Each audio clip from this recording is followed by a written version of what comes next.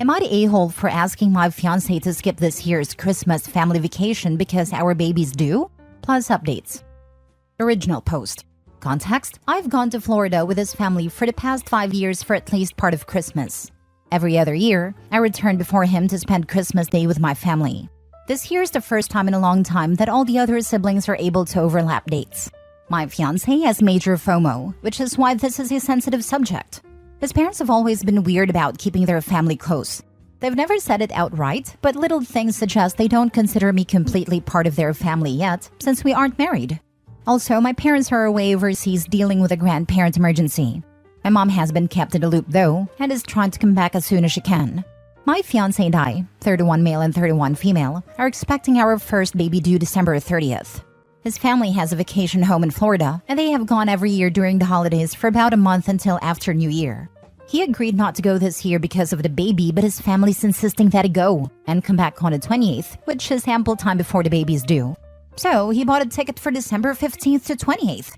His reasoning is that his parents really want him there and his siblings will also be going.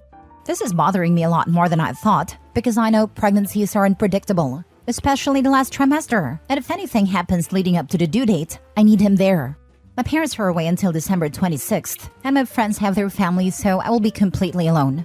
The other reason, and I guess it's more selfish, is that I will be spending Christmas by myself. It's not the main reason why I'm bothered, but it's a small part of it. He's been spending Christmas every year in Florida since he was 15, and there will be many more trips after the baby is born. I don't know why he has to go this year.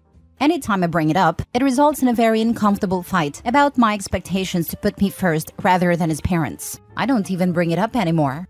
His parents have always been kind to me, but they also don't see any problem. So I think I'm going crazy? Am I the a-hole here? Now for the top comments before reading the updates. Not the a-hole. Your husband is a fool if he goes. This is your first baby. You do not know if the baby will be here early, on time, or late. His family is you and the baby. If his family can't see that, that's another issue. None of them have a crystal ball and know when that baby is coming. Personally, I would also be pointing out how quickly things can go wrong for mom or bubs during labor. I'm disgusted with him for thinking this is okay to leave his vulnerable wife during that time. You just don't know what's going to happen. And what's with not wanting to spend Christmas with you? Leaving you completely alone. Not cool. I'm furious for you. Where are you? I will come and take care of you. Your husband's a fool. Thankfully, it's her fiancé. No paperwork involved yet. I'd be looking for a lawyer to handle child support and a parenting arrangement. I'm sure she can make a few calls while he's away. Hate to be all Reddit about this, but this would be a reason for me to dump him immediately. He's going to leave his heavily pregnant partner alone at Christmas because his family really wants him to be at their yearly holiday? He's such an a-hole, and a terrible partner and father to boot, for even suggesting this, let alone fighting her on this. Is going to be hard to co-parent with, but maybe he won't even fight for custody? Oh, he's going to fight for at least partial custody. How else can he cart the kid around to his family events and play the sorry single father? This is so unforgivable. Even the fighting leading up to the trip is enough in my opinion. So unforgivable. I don't see how he could possibly be a good partner or father, based on the fact that he sees nothing wrong with this and is arguing with her about it. If it wasn't for the health risks, OP is absolutely not selfish for not wanting to be alone on Christmas. And it's insane she'd think so. I hope she tells her friends, because if I was one of them, I would absolutely be making her part of my family Christmas. Now for the update number 1. I'm sorry for not updating sooner. Everything has been overwhelming and I'm trying to deal with a lot. The good news is that my mom arrived home yesterday. When I had explained everything to her, her sister, who is a retired nurse, insisted she come too. I'm so thankful to have them here. It's hard to get my feelings across as there's a bit of cultural barrier. My mom is from Hong Kong, and without getting into details, the grandparent situation was very much an emergency. But she has siblings and my dad who is staying there at the moment. As for my fiancé, I scheduled a virtual appointment with him and my OBGYN to update her and told her this whole situation. Like all of you, she was appalled and strongly recommended he not travel during this time. Her words were, "In my professional opinion, I'm going to very strongly recommend you reconsider your plans. In my personal opinion, I'm going to insist it." It was probably on me for not alerting her sooner about his travel plans. After that, he is still going but adjusting his date so he will be back on the 22nd. There will be 1 day overlap with his siblings. His mom isn't too happy he won't be there for Christmas. She suggested he fly back later on the 25th instead, so he can spend a part of Christmas Day with them, but he said no. It's still not ideal for me. My mom and aunt has insisted to speak with his parents, so we've scheduled a call with them later today. I reached out to my best friend too about this, after I read some of your responses and PMs. She was livid and informed her husband that she doesn't care if it's on Christmas Day. If I go into labor, she will drop everything and be there. She's also been kept up to date about who will be with me while he is away and will be visiting. I know there were a lot of questions regarding the family, but I can't address all of them. It's too much to write out. Yes, I know they don't treat me completely as family. There have always been small passive-aggressive things that bothered me, like not being invited to Mother's/Father's Day events, left out of family secret Santa, not being allowed to sleep in the same room when we visit, etc. Yes, I know that his mother must be aware that he shouldn't be leaving me at 37 weeks. She's not dumb, and I update her after all my appointments, so I know she knows this too. I don't know why she's saying it's okay, but I have an idea why. My mom has made it clear she will be addressing all of this in a call. Some of you wondered how they can afford to go to Florida for a month. His parents worked hard and snowboard there. His siblings and sister-in-law all have 9-to-5 jobs that are partly remote, so they're lucky enough to take their work to Florida and work there. My fiancé is a gig worker, so he dictates his own schedule. Obviously, their schedules don't always line. I haven't shown him this thread yet. At the moment, it's just one more thing I don't want to deal with him. I may in the future, but I have suggested we go to therapy before we set a wedding date. He agreed. I'm also seeking counseling for myself. Lastly, I'm incredibly grateful to all of you who took time to respond, offered to visit me and bring me food. I've never posted on Reddit before, but I appreciate the support you've all shown me. Once again, thank you all so much. I'll try to update again after the baby comes. It might be a while, but please know that I'm safe and have lots of love surrounding me. Please have a safe and happy holidays. Also, I'm expecting a girl. Now for the second update. Happy holidays, everyone. I know some of you were asking for an update, so here it goes. Baby girl was born on December 20th at 6 pounds 10 ounces at 9:42 p.m. My mom, aunt, and best friend were there during labor. My mom was present during birth. She's healthy and we're all exhausted, but I'm so grateful for my support system. My now ex-fiancé did not make it for the birth. During the video call with his mother, my mom told her that he needs to come back immediately. Otherwise, she will be taking me home and they will not be welcome to visit the baby. It was a very heated call, but the outcome was that my mom and aunt packed up my things and we went back to my parents' house where I currently am still residing. So, you can guess what happened there. It hurt a lot. I had a very upsetting call with him about his priorities now that we were literally down to the wire, and the conversation ended without much resolution. He hung up on me. I messaged him after our daughter was born to let him know I had given birth and that she was healthy. I tried to video call a lot after that, but I didn't pick up. He returned home on the 22nd as planned. Of course, I wasn't at a condo. I think they all thought my mom was bluffing. He tried to come by my parents' house many times, and at one point, sat outside in his car for hours when my mom and aunt wouldn't let him in. Finally, on Christmas Day, we let him see his daughter, and he and I discussed our future. My mom and aunt have been very vocal about breaking off the engagement, and I agreed that after the call with his parents, I didn't want to be involved with a family who was so selfish. He told me his mother was very insistent to go on this trip, to show his family that he wanted to mend his relationships with them, and that his sister-in-law had been saying some awful things about me to him and his parents. I told her some things in confidence a couple years ago about some issues I was having with him, and she turned it around on me. This was the nail in the coffin. I can't possibly marry into a family this toxic. So as it stands now, I have broken off the engagement and will live at my parents' house. We have scheduled couples therapy and our first session is tomorrow. He has apologized profusely and asked to stay with me to help with his daughter. My mom doesn't want him sleeping here, so he's been coming by in the morning to help with her and then leaving in the evening. His parents have told him that they would like to see our daughter as soon as they come back, and he has video chatted with them once to show our daughter to them. That's basically where we stand now.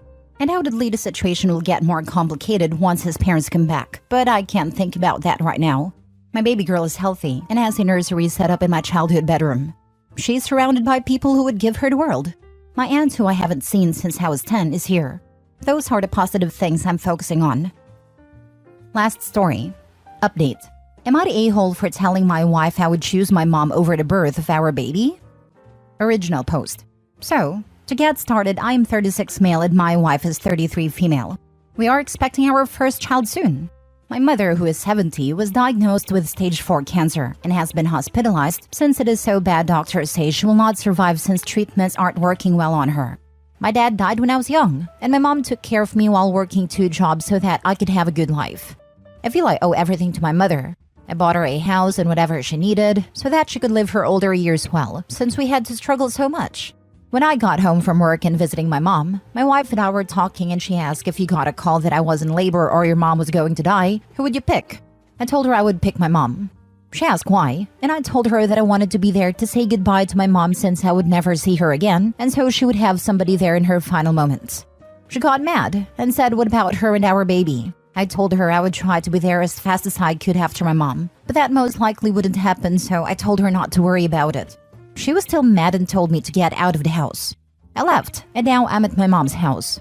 So Reddit, am I the a-hole? Edit? To everyone saying that I would be leaving her alone, no, I wouldn't. She would have her mom there. She has said she wanted her mom there with her. Yes, I was right for leaving my house.